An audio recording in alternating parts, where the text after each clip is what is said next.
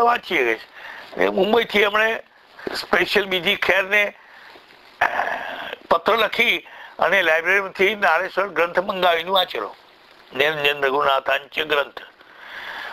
મેં મુંબઈ મરાઠી ગ્રંથ સંગ્રહાલયમાં વાંચેલો અને મેં તો ફક્ત નોંધ કરીને.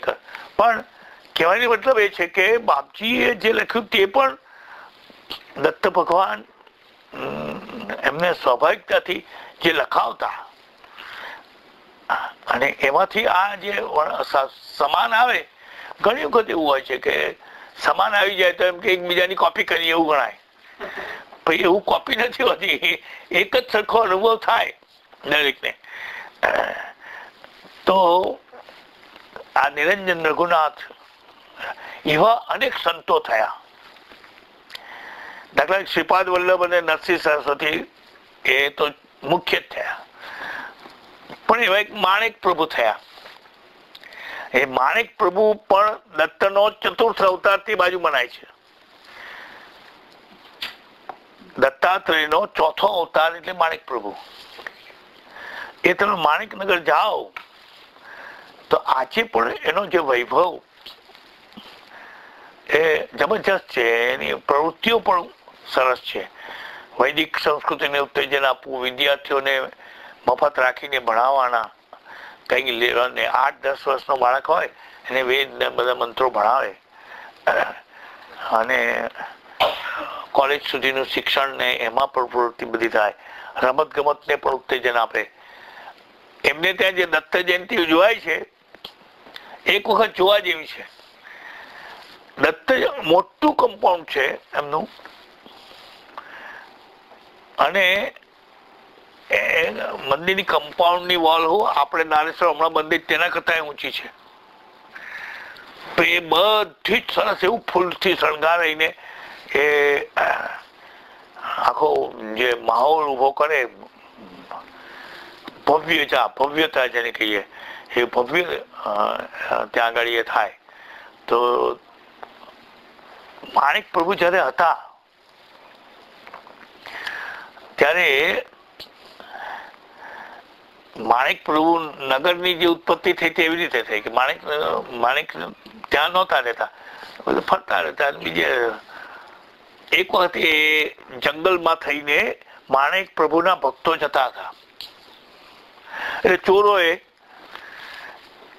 એને લૂંટવા લીધા અને આ લોકોએ માણેક પ્રભુને યાદ કર્યા. એટલે માણેક પ્રભુજી છે તે સોનાના દાગીના, સોનાની માળાઓ, કિનખાબી વસ્ત્રો બધું પહેરીને પ્રગટ થયા ત્યાં. એટલે ચોરોને થયું કે આ લૂંટવા જેવો છે. પેલા આ બધા એ દરમિયાન પેલા ભાગી ગયા, પછી માણેક પ્રભુ તો અદ્રશ્ય થઈ ગયા. એટલે ત્યાં પછી નગર એમણે નક્કી કર્યું કે અહીંયા આપણે નગર વસાવવા હોય. એટલે માણેક પ્રભુ ત્યાં રહેતા હતા. એ માણેક પ્રભુએ જયારે શંકરાચાર્ય ને પોતાને ત્યાં બોલાવ્યા તો શૃંગેરી પીઠના માણેકનગર એ હૈદરાબાદ સ્ટેટમાં આવીને શૃંગેરી પીઠ. તો એ શંકરાચાર્યને બોલાવ્યા તો શંકરાચાર્ય જ્યાંથી શરૂ થયા ત્યાંથી તે માણેકનગર આવે, માણેકનગરથી પાછા જાય ત્યાં સુધીનો બધો ખર્ચ માણેક પ્રભુએ ગોઠવેલો. અને માણેક પ્રભુએ જયારે એમની પૂજા કરી તો એમની જે ગાદી હતી એ ગાદી નીચે બધી સોના મોહરો મૂકેલી અને એ શંકરાચાર્ય લઈ જવાની એવું એ થયેલું. એટલે એટલો વૈભવ એમ જે સહસ્ત્રાર્જુનમાં જમદગ્નિએ બતાવેલો વૈભવ એવો વૈભવ. એટલે દત્ત ભગવાનના અવતાર જ ગણાય એમ. એમનો જન્મ દત્ત જયંતિ દિવસે માણેક પ્રભુનો. તો દત્ત જયંતિ ઉજવે આમ બધા ભક્તો ભેગા થાય. પણ માણેક પ્રભુ નક્કી કર્યું કે હવે આપણે જીવત સમાધિ લેવી. એટલે દત્ત જયંતિ ના બધું ઉત્સવની તૈયારી થાય, બધા આવ્યા ખરા, બધું થયું. પણ માણેક પ્રભુએ પોતાના 3 કે 4 જે શિષ્યો હતા એને કહ્યું, જો હું જીવત સમાધિ લેવાનો છું, અમુક જગ્યાએ તૈયાર કરો ખાડો, પછી ઉપર એ કરી દો અને પછી હું જયારે સમાધિ થઈ જઈ ત્યારે બહાર દીવો સળગશે એ નિશાન, અને પછી તૈયાર કરવાનું કે માણેક પ્રભુએ સમાધિ લીધી. અને ઉત્સવ બગાડવાનો નહીં, એમ ઉત્સવ થવો જ જોઈએ. અને એ રીતે માણેક પ્રભુએ જીવત સમાધિ લીધી. અને જીવત સમાધિ લીધી એટલે આજે પણ ત્યાં આગળ અનેક માણસો જાય છે. સમાધિ છે આપણે ગરુડેશ્વરની સમાધિ જોઈએ એવું એમ પથ્થરની છે, અને ઉપર શિવલિંગ, ત્યાં પૂજા વગેરે થાય. હું પહેલો જયારે માણેકનગર ગયો, દત્તની થીસીસ લખતો હતો, એટલે મારે જવું જોઈએ. એટલે બધે દત્તધામો નીકળેલા. મારી સાથે અમારા કાકા સસરા, કાકી સાસુ, એનો છોકરો છે ગાંડો, અમે 5 જણ ગયેલા. તો માણેકનગર હવે પહોંચ્યા રાત્રે, એમ કે દિવાળીનો દિવસ હતો. એમ કે આજે માણેક પ્રભુ જે ગાદી વાળા છે તે આરતી ઉતારશે, એટલે તમે વહેલા સવારે આવી જજો. એટલે અમે નહીં ધોઈને ગયા. આરતી થઈ તે દરમિયાન મને, અમારા કાકા સસરાને અને કાકી સાસુ ત્રણને એ સમાધિની એની ઉપર દત્ત ભગવાનના દર્શન થયેલા. અમારા કાકા સસરાને મોટી મૂર્તિ દેખાયેલી, મારી કાકી સાસુ મને બિલકુલ નાની દેખાયેલી, અને પેલા 2 જણ જે હતા પુત્રવધુ એમને સમાધિ જ દેખાયેલી. પછી અમને ટેલી કેવી રીતે થાય? એટલે મેં કહું કે મૂર્તિ હતી ક્યાં જતી રહી? એટલે મારા કાકા તો થાય હા એમ કે મૂર્તિ ક્યાં જતી રહી? હવે કાકા શું પેલા એ કહ્યું કે ના ના, એ કઈ નહોતું કે તમને ભ્રમ થયો. ટૂંકમાં એ સ્થાન એટલું જાગૃત કે માણેકનગર એક વખત જવા જેવું છે. માણેકનગર ગાણગાપુર જાઓ તો માણેકનગર જવાય. ગાણગાપુર ગુલબર્ગા સ્ટેશને ઉતરો તો આ બાજુ 60 કિલોમીટર ગાણગાપુર, આ બાજુ એ માણેકનગર 60 કિલોમીટરનું વચ્ચે ગુલબર્ગા છે. અને ત્યાંથી બધી ટેક્સીઓ, બસો બધું મળે. તો એ માણેકનગર એ ચતુર્થ અવતાર ગણાય. એવી રીતે અક્કલકોટના સ્વામી એ પણ દત્તના અવતાર ગણાય. હવે અક્કલકોટના સ્વામીની જે વાત જે છે તે એવી છે કે નરસિંહ સરસ્વતી જયારે બ્રહ્મલીન થયા ત્યારે કદલી વનમાં હું જઉં છું એવું કહીને ગયા. અને વર્ષો પછી એક કઠિયારાએ ત્યાં કે લાકડા કાપતા કાપતા એકદમ જોયું તો લોહીની ધાર નીકળી, રાફડો બધો જામી ગયેલો છે. એટલે ગભરાયો અને પછી તો બધું દૂર કર્યું. તો એ સ્વામી, અક્કલકોટના સ્વામી જે આજે ગણાય છે તે ત્યાં હતા. એમના હાથ ઉપર ઘણાએ ચીરો જોયેલો હોય, હાથ ઉપર એ ચીરાનું નિશાન હતું. તો અક્કલકોટના સ્વામી એ એટલા સમર્થ, એમના શરણે જનારો માણસ નિર્ભય. એમના બધા અનેક ચરિત્રો છે એના ભક્તોના ને બધા, પણ એમાં મુખ્ય વાત નિર્ભયતા. કોઈ પણ માણસ એમના શરણે આવે એને પછી ભય રહે નહીં, સ્વામી જ રક્ષણ કરે. પણ દરેક જગ્યાએ એવું હોય છે કે સંતો જયારે જીવતા હોય ત્યારે એને સતાવવાનો પ્રયત્ન થાય છે. સંતોની સતામણી ઘણાએ કરેલી છે. સોનાની જ કસોટી થાય, હે કસોટી સોનાની થાય, પિત્તળની કસોટી ન. તો આ સ્વામીને એક વેશ્યાને ઉશ્કેરીને મોકલી, પૈસા આપવાનું નક્કી કરીને. પેલી અનેક પ્રયત્ન કર્યા કે સ્વામી તો કઈક ચલિત થયા નહીં. પછી પેલી તો થાકી, નાચે કૂદે કેટલું થાય, ગાય કેટલું ગાય ને શું થાય, એટલે એને બોલાવી. પણ શું નખરા કર્યા કરે છે કે તારા મન મારામાં શું ભેદ છે એવું એમણે મરાઠીમાં જ પૂછ્યું. એટલે પેલું એવું કહ્યું કે કમસે કમ સ્તન તો વધારે છે ને તમારા કરતા એમ. જો જો જો જો એના સ્તન જ જતા રહ્યા, એને એ બહેના સ્તન જ જતા રહ્યા, એટલા સમર્થ એ કે જે એટલે પેલીને તો એટલો વૈરાગ આવી ગયો કે મેં આ સ્વામીની ક્યાં પરીક્ષા કરી અને એની ભક્ત થઈ ગઈ. ટૂંકમાં સમર્થ એટલા એટલે એની પાછળ સમર્થ લખાતું. અક્કલકોટના સ્વામી સમર્થ એમ લખાય, જેમ રામદાસ સ્વામીમાં લખાય સ્વામી રામદાસ શિવાજીના ગુરુ એ સમર્થ રામદાસ, એવું આ પણ સમર્થ. એ અક્કલકોટમાં આવીને રહ્યા માટે અક્કલકોટના સ્વામી ગણાયા, બાકી એ કાના છે શું છે કશું કોઈને ખબર નહીં. જયારે એને કોઈ પૂછે તો નામ શું તમારું તો કે નૃસિંહ ભાન, એવું કોઈ વખત કે નૃસિંહ ભાન એટલે પછી નરસિંહ સરસ્વતી કદલી વનમાંથી ત્યાં જ ગયેલા ને એવું લોકોએ અનુમાન કર્યું. પણ ક્યારે જન્મ્યા ક્યારે આવ્યા શું થયું કશું એ પછી ચરિત્ર પાછળથી આ બધું બહાર આવ્યું. તો અક્કલકોટના સ્વામી પણ એટલા જ સમર્થ.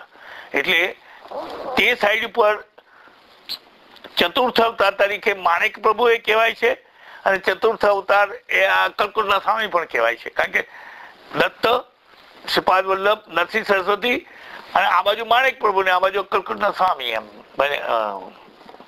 તેના ભક્તો પેલા લોકો એને ચતુર્થ અવતાર આને ચતુર્થ અવતાર કહે, કારણ કે આ નરસિંહ સરસ્વતીનું જ સ્વરૂપ એમ માનીને. આપણે વાસુદેવાનંદજીને ચતુર્થ અવતાર કહીએ છીએ અને બાપજીને પંચમ કહીએ છીએ. એ આપણા તરફ એવી પરંપરા એ અગત્યની ચીજ છે કે પરંપરામાં કયું સાચું કયું ખોટું એવું નહીં, પરંપરાથી જે ચાલતું આવ્યું હોય એ અગત્યનું, એને વળગી હોય એ અગત્યનું. પહેલા કોણ આવેલા એટલે અક્કલકોટ વાળા પહેલા આવેલા કે માણેક પ્રભુ પહેલા આવેલા?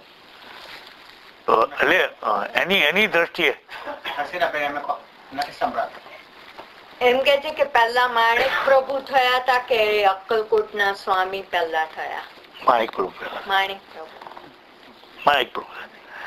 પણ મૂળ શું છે કે સમયગાળો નહીં એ આ લોકો એમને ચતુર્થ અવતાર કેમ કે છે? કારણ કે નરસિંહ સરસ્વતી જ પ્રગટ થયા એવું માનનારા માણસ.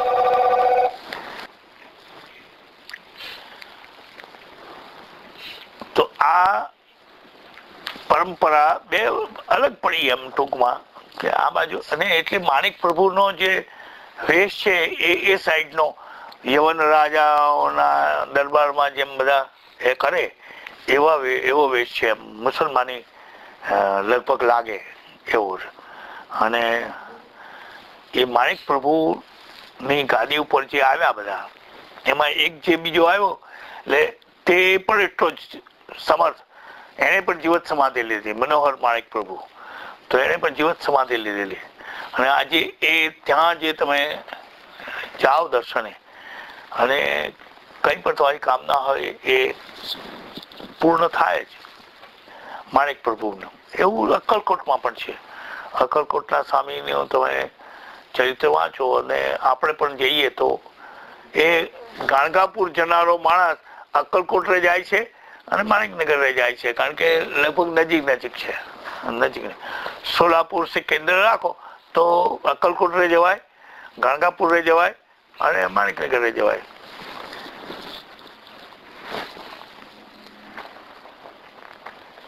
બીજા એક એવા આધુનિક કાળમાં થોડોક સમય પહેલા સંત થયા એ નારાયણ મહારાજ કેડગાંવકર. પૂના પાસે નાનું સરખું એક કેડગાંવ છે ગામ, ત્યાં એ રહેતા. અને દત્તના અવતાર એમને સ્વપ્ન થયું કે અમુક જગ્યાએ મારી પાદુકા છે ઔદુંબરની નીચે, ત્યાં તું મેળવે ને. એટલે એ ઔદુંબરની નીચેથી પાદુકા એમને મળી અને એ દત્ત ભક્તિ કરતા અને લોકોમાં ખૂબ જાણીતા. એ કેળગાંવ મહારાજ આજુબાજુ લગભગ એમની જગા તે વખતે જંગલ જેવી જ લગભગ.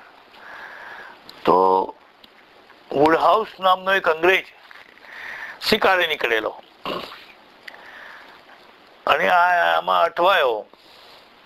તે વખતે આ કેળગાંવ વાળા મહારાજ ફરતા હતા એટલે એને પૂછ્યું પાણી પીવું છે કે છે.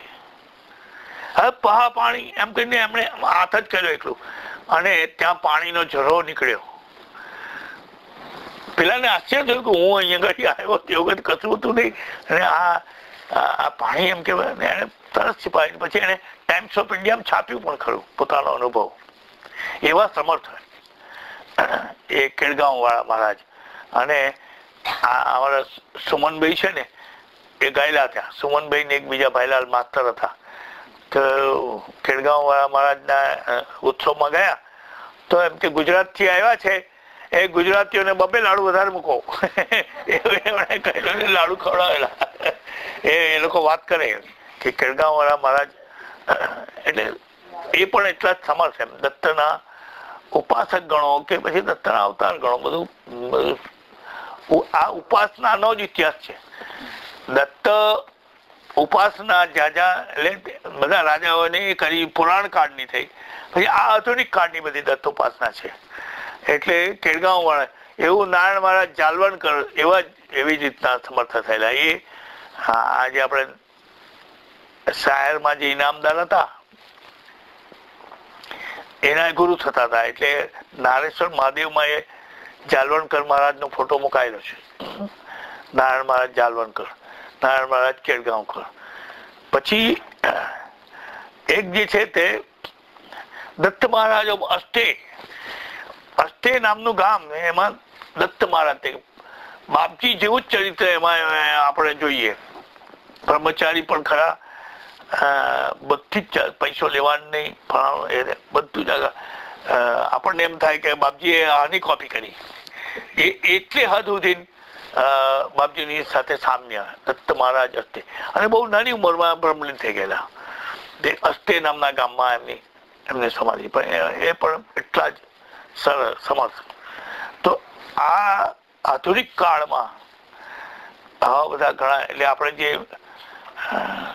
ગુરુ દત્ત દિગંબર તવ શરણમ જે લખ્યું છે બાપજીએ, તે બધા જ ચરિત્રો આપણે એમાં મેં મારી થીસીસમાં બતાવ્યા છે. એ નારાયણ મહારાજ કેળગાંવકર અષ્ટે, પછી કેટલાક જે નામ જે છે ને તે મિયા જેવા લાગે આપણને. આલમ બક નૂરી, તો એ જે છે એના ચરિત્રો બહુ ઓછા મળે પણ છે. અને તેમાં નૂરી મહારાજ એ મુંબઈ પાસે થાણા પાસે થયા નૂરી. અને એમની જે એમના પરિચયમાં અંકલેશ્વરના આજે હમણાં જગદીશ કાપડિયા લંડનમાં છે ને, એના પિતાજી આવેલા જીણાભાઈ કાપડિયા. અને જીણાભાઈ કાપડિયાએ આ નૂરી મહારાજની બાપજીને વાત કરેલી. એટલે નૂરી મહારાજ પણ સમર્થ થયા. એટલે મુસલમાનોમાં પણ સંતો દત્ત, કારણ કે બાપજી એવું કહે છે કે દત્ત અને દાતાર, મિયા લોકો એમને દાતાર કે, આપણે એને દત્ત કહીએ. દાતાર એટલે આપનાર, દાતા આપણે દત્ત કહીએ. પણ એમ કે બધું સરખું જ છે. એટલે મૂળ વસ્તુ એ પરબ્રહ્મનું ભગવાનનું સ્વરૂપ જ છે. એવું થાય. પછી આપણે ત્યાં ગણાય છે સાંઈ બાબા, એ દત્તના અવતાર ગણાય છે. શિરડીના સાંઈ બાબા, શિરડીના સાંઈ બાબા જે છે તે હું આમ તો મેં વાંચ્યું ચરિત્ર, પણ એમનું સંત જેવું જીવન ખરું, બધું ખરું. પણ મને એવું કઈ દેખાયું નહીં કે દત્ત ના જ આ સ્વરૂપ છે. લીલાઓ બધી દત્ત જેવી દેખાય. દત્તની ઉપાસના વધારે થયા પછી આ લોકોને એવું થયું કે શિરડી સાંઈ બાબા હું દત્ત જેવો જ છે, એટલે દત્ત કે. ત્યાં એક પણ દત્તનું મંદિર નહીં. એટલે મેં મારી થીસીસમાં લખ્યું કે આ દત્તના અવતાર મનાતા હોવા છતાં દત્તનું ત્યાં મંદિર નથી. તો અમારા નારેશ્વરમાં નિરંજન ભગત છે, નિરંજનભાઈ પાઠક, એ તે વખત ત્યાં હતા. એને વાંચ્યું એટલે એને દત્તનું મંદિર બંધાવી દીધું. ત્યાં દત્તનું મંદિર બંધાવી દીધું. એટલે પણ એમના જ શિષ્ય જે ઉપાસની બાબા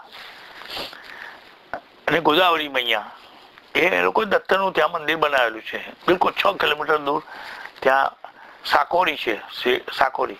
તો સાકોરીની અંદર દત્તનું મંદિર છે અને એટલી સરસ રમ્ય મૂર્તિ છે કે આમ જોયા કરીએ આપણે વચ્ચે. એટલે આ જે સંતો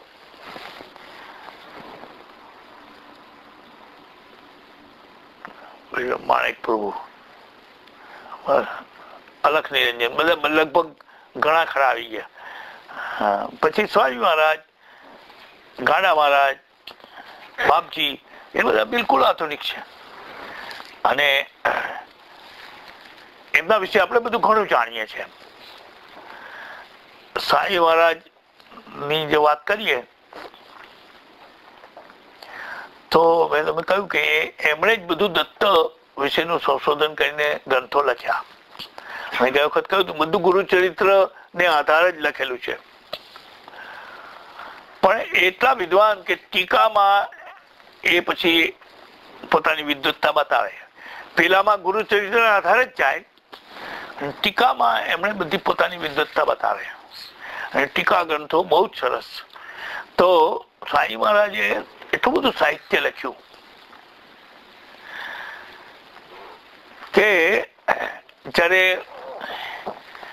રામચંદ્ર કામત એમણે ગુરુચરિત્રનું સંશોધન કરવા માંડ્યું કે ભાઈ ગુરુચરિત્રમાં બધી ઘણી ભૂલો છે, એટલે બધા ગ્રંથો ભેગા કરીને જેમ એક ક્રિટિકલ એડિશન બનાવવી રામાયણની, મહાભારતની જેવું એમણે શરૂ કર્યું. તો એને લોકોએ કહ્યું કે આજકાલનો તો કોણ આવ્યો, સાંઈ મહારાજે જે ના કર્યું તે તું કરવા બેઠો છે. કે સાંઈ મહારાજની એટલી બધી ત્યાં વેલ્યુ કે આવું કર્યું તો સાંઈ મહારાજ ના કરત કે એમ. પણ કઈ નહીં, હવે સાંઈ મહારાજે ના કર્યું તો મને ભગવાને કહ્યું છે. એટલે એને આવું વિરોધને ગણકાર્યા વગર એ ગુરુચરિત્રની સંશોધિત આવૃત્તિ કાઢી અને એ રામચંદ્ર કામત એ પણ પ્રખર દત્ત ભક્ત, ગોવામાં, માર્સેલ ગોવામાં રહેતા અને આપણે ત્યાં 61મી રંગજયંતિ ડાકોર ઉજવી ત્યારે ખાસ આવેલા, સ્પેશિયલ ત્યાં ઉત્સવમાં આવેલા. બાપજી એમને સતત સાથે રાખતા. તમારો વાણીકાર કે આ ડોહો મરવાનો થયો છે, બાપજી નકામા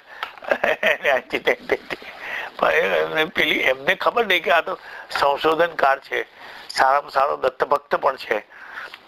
અને એને જે પ્રશ્નો પૂછ્યા એને આધારે તો આપણને કેટલું સાહિત્ય મળ્યું. શ્વાસે શ્વાસે દત્ત નામ સ્મરાત્મન, એના અર્થ જે બાપજીએ બતાવ્યા એ કામતને પહેલા બતાવેલા છે, મરાઠીમાં બતાવેલા છે, એનું ગુજરાતી આપણે કહ્યું.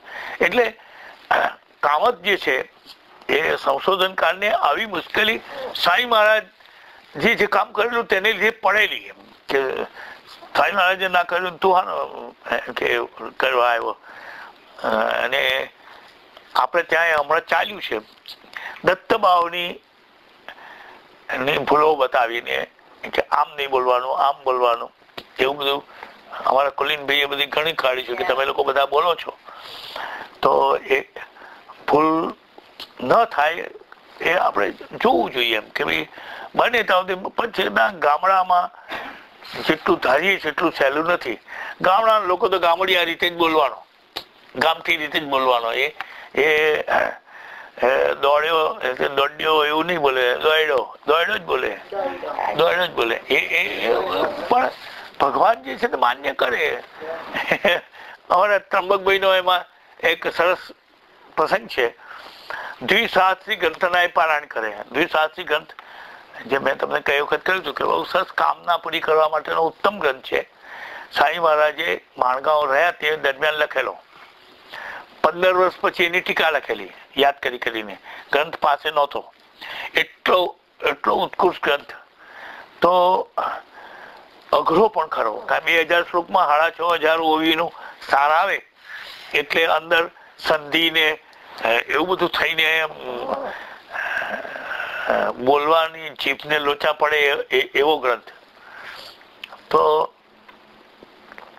એ પારાયણ કરતા હતા તે કોઈએ પૂછ્યું, કારણ કે તબકભાઈ ભણેલા ઓછું, બેંકમાં નોકરી કરે એટલું જ. એટલે કોઈ પૂછ્યું કે આ તમે વાંચો છો કે તમને સમજણ પડે જ કે?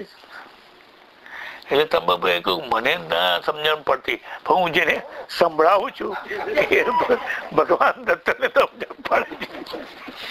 હું ખોટો ઉચ્ચાર કરતો ખોટો, ભગવાનને સમજ પડે. આ એનો ભક્તિભાવનો જવાબ હતો. એવું આપણે દત્તભાવને બોલીએ, બને ત્યાં સુધી શુદ્ધ જ બોલવું, પણ છતાં કઈ અશુદ્ધ બોલાઈ જાય છે તે પાપ નથી થતું. ભગવાન જે છે તે સુધારીને સાંભળે છે.